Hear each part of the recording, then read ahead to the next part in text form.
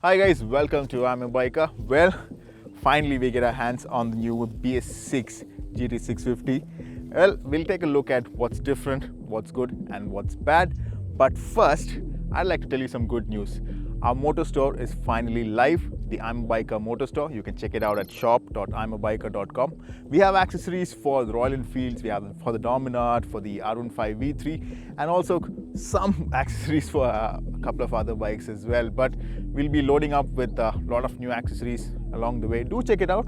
I'm sure you'll find something that suits your bike. And now, let's get back to the GT.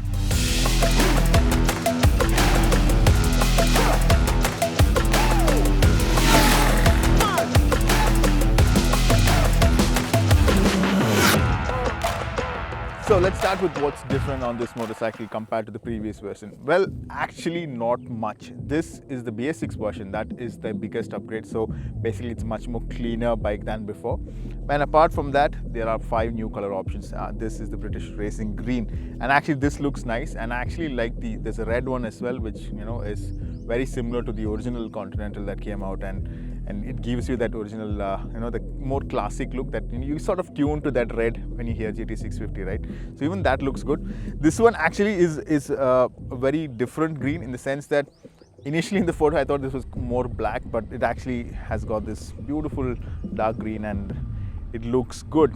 And apart from that, well, the tires are different now. You have C8 tires. Earlier you used to get Pirelli tires, and although the Pirelli used to be more stickier, actually these 8 tires are also sticky, but they provide a little bit more life than the Pirelli tires, and actually a bit easier on the pocket as well. So good changes, I feel. So let's check out the goods and the bads now. So the GT 650 already had a lot of goods. I mean, even the Interceptor. My favorite part being the 270-degree firing order of the engine, and that gives us the beautiful sound. And along with that is the refinement. So you are so accustomed with the previous generation before the GT's 650cc twin cylinders came in. We are so accustomed to people telling about Royal Enfield's build quality and all those things and vibrations, blah blah. But after that, it's been a totally different case. So that still remains. So it's still beautiful to rev. There's no change in the power figures due to the BS6 conversion. So you still have a lot of power. You still have a lot of torque available from bottom, like the 2,000-3,000 RPM all the way to 6,000-7,000 RPM. It's a beautiful feel. So nothing has changed there. That is really beautiful. Even the mileage is pretty much the same. City you get about 20-25, highways a little bit more than that. Another good thing that I like over the Interceptor on the GT is that because the foot pegs are much more rear set, you don't have the problem of the foot pegs touching your feet when you're especially in slow traffic and you put your feet down, or you're just in parking moving the bike. So that is one more thing I like it over the Interceptor, but it's actually been same on the GT before as well. So that is a good look at all the goods on the bike.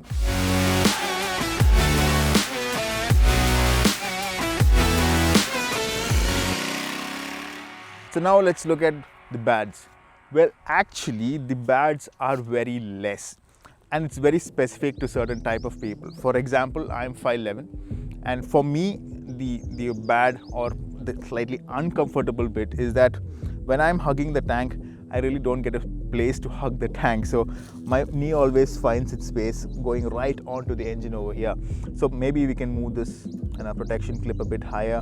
It could solve it, but in the long run, I feel this bike is much more suited for people below 5'10", where their knees come up to the tank and they can grip it properly. That is one thing.